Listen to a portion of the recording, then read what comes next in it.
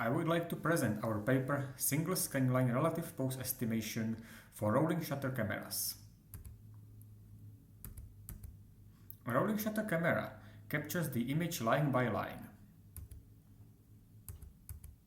If the camera moves during the capture, every line has a different camera pose, leading to a rolling shutter distortion. There are two possible approaches to handle the camera motion. First, we may explicitly model the camera trajectory, and second, we may treat the poses of each scanline independently. While the first approach requires smaller samples to estimate the pose, the second approach is able to model an arbitrary camera motion. The first approach is better studied in the existing literature, and in this project we focus on the second approach. To estimate the pose of rolling shutter cameras without modeling their trajectories, we consider a single scanline per image. We use the fact that all pixels of the scanline have been captured at the same time. Therefore, we only use features on this scanline. We don't have to model the camera trajectory.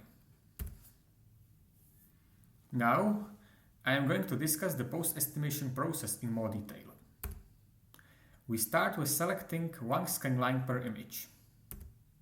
Then, we take the projection of lines and intersect them with the scanlines to produce point measurements, and use these measurements to estimate the poses of the cameras at the time of capturing the selected scanlines.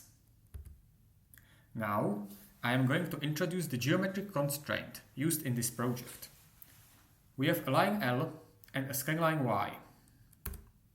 We know that the line projects onto the scanline at point P.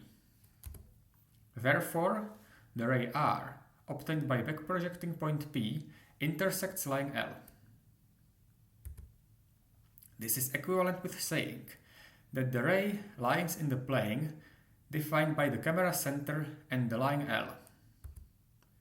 This is further equivalent with saying that the direction of the ray is orthogonal to the normal direction of the plane. This yields the following algebraic constraint, which is used in the solvers. When enumerating the minimal problems, we first tried the fully generic setting, where the lines and the cameras may be arbitrary. However, the minimal problems have a high number of cameras and lines, and the number of solutions is so high that we could not find it using monodromy. Therefore, we also consider several simplified settings, combining the parallel lines assumption and the gravity priors. The minimal problems and their degrees are depicted in these tables. We further focus on the problems marked green. These problems signify by the small number of cameras, lines, and solutions. The problem with parallel lines and without a gravity prior has only two solutions, but it can be solved only up to the projective transformation of the scene, similarly to the 7-point problem for uncalibrated pinhole cameras.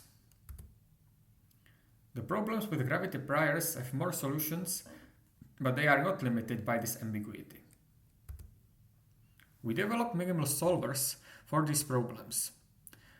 The problem with parallel lines has two solutions, and it can be solved by transforming into an uncalibrated 1D pose estimation problem. Its runtime is 7 microseconds.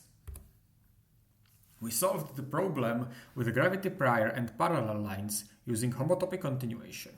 This solver is significantly slower. It runs in 19 milliseconds. And the problem with the gravity prior and vertical lines could be solved by transforming into a calibrated 1D pose estimation problem. The 3-view case runs in 9 microseconds and the 4-view case runs in 71 microseconds. In the experiments, we consider the multi-view setting with one scanline per camera and the single-view setting with multiple scanlines in the same image. The single-view setting demonstrates an unexpected advantage of rolling shutter cameras, allowing for a purely geometric reconstruction from a single image. Something like this is not possible for pinhole cameras. We evaluated the presented solvers on synthetic data. These experiments reveal that the solvers are numerically stable. We further evaluated the solvers on the standard FastTech dataset. We were able to find a successful case in almost every sequence. We also evaluated the method on custom datasets with an exaggerated rolling shutter effect, composed from videos taking one scanline per frame. In this experiment, we detected the curves with a curve detector, matched them with Lofter and a voting scheme, and selected one scanline per image. Our method was able to successfully estimate most poses, demonstrating that it is not limited to simple images. Thank you for your attention. Please visit us at the poster session.